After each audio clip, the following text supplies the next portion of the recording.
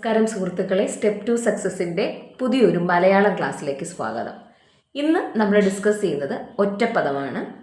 ആദ്യമായിട്ട് ഈ ക്ലാസ് കാണുന്നവരുണ്ടെങ്കിൽ മലയാളത്തിൻ്റെ 7 പാർട്സ് നമ്മൾ ഇതിനു മുൻപ് ചെയ്തിട്ടുണ്ട്.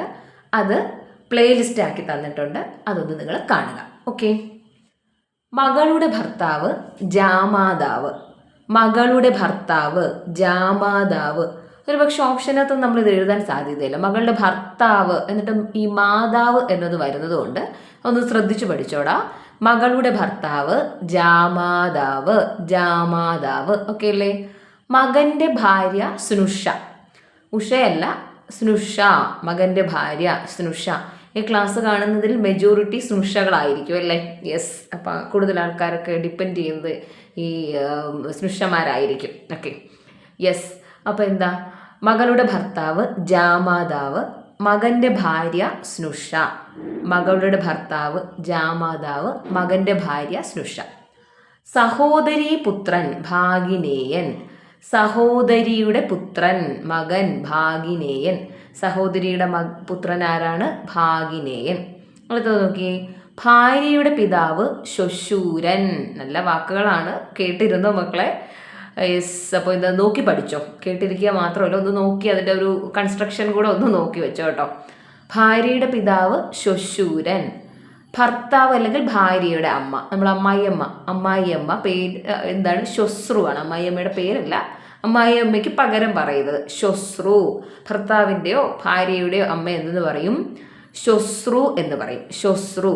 ശ്വശൂരൻ, ശ്വശ്രു. കൊള്ളാം അല്ലേ? ഭാര്യയുടെ പിതാവ് ശ്വശൂരൻ.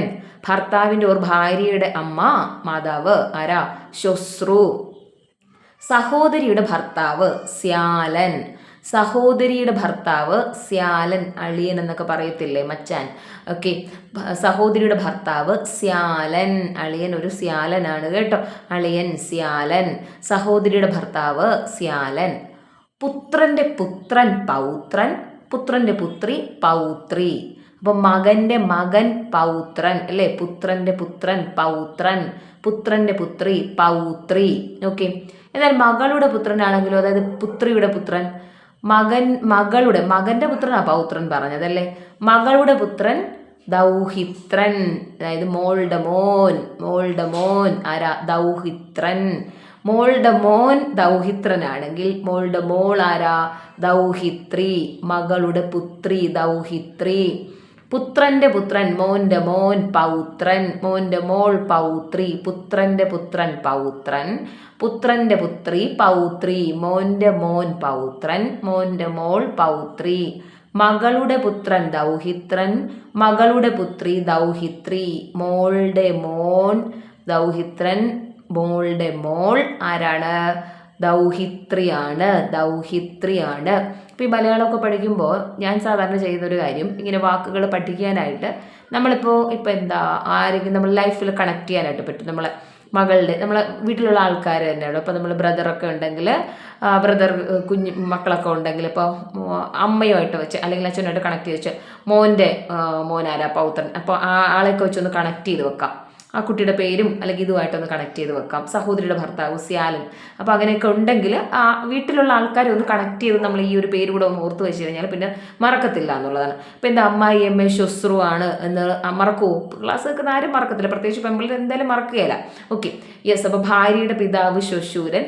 ഭർത്താവ് ഓർ ഭാര്യയുടെ അമ്മ ശ്വശ്രു ആണ്. ശ്വശ്രു.